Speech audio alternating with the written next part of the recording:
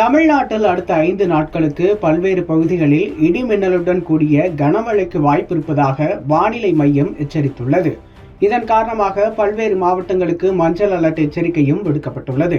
சென்னையிலும் பல பகுதிகளில் மழைக்கு வாய்ப்பிருப்பதாகவே சென்னை வானிலை ஆய்வு மையம் தெரிவித்துள்ளது.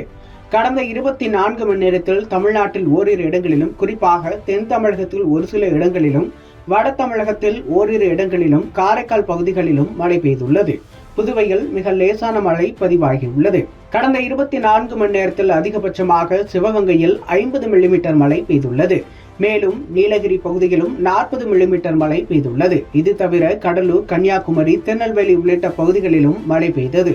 வரும் நாட்களில் நிலவும் வானிலை குறித்து வெளியிடப்பட்டுள்ள செய்திக்குறிப்பில் குமரிக்கடல் மற்றும் உள் தமிழக பகுதிகளின் மேல் ஒரு வளிமண்டல கீழடுக்கு சுழற்சி நிலவுகிறது.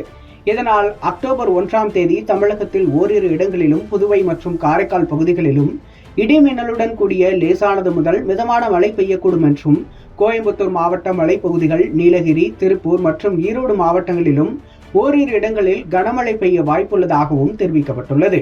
அதேபோல அக்டோபர் 2ஆம் தேதி தமிழகத்தில் ஒரு சில இடங்களிலும், புதுவை மற்றும் காரைக்கால் பகுதிகளிலும் இடி மின்னலுடன் கூடிய லேசானது முதல் மிதமான மழை பெய்யக்கூடும் என்றும், கோயம்புத்தூர் மாவட்ட மலைப்பகுதிகள், நீலகிரி, ஈரோடு, கிருஷ்ணகிரி, தருமபுரி, சேலம் மற்றும் திருப்பத்தூர் மாவட்டங்களில் ஓரிரு இடங்களில் கனமழை பெய்ய வாய்ப்புள்ளதாகவும் குறிப்பிடப்பட்டுள்ளது.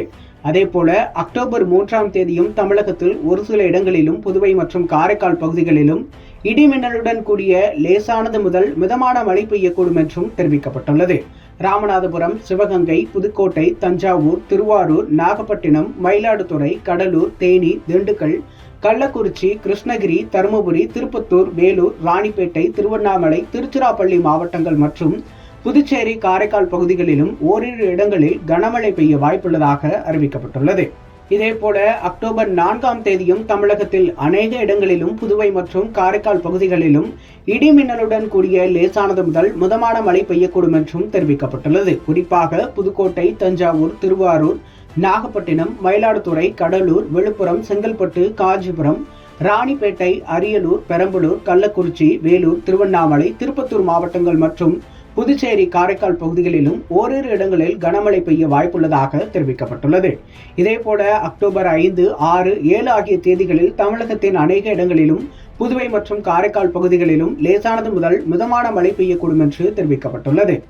சென்னை மற்றும் புறநகர் பகுதிகளை பொறுத்தவரை அடுத்த 24 மணி நேரத்திற்கு வானம் ஓரளவு மேகமூட்டத்துடன் காணப்படும் என்றும், நகரின் ஒரு சில பகுதிகளில் இடிமின்னலுடன் கூடிய லேசான மழை பெய்ய வாய்ப்புள்ளதாகவும் தெரிவிக்கப்பட்டுள்ளது.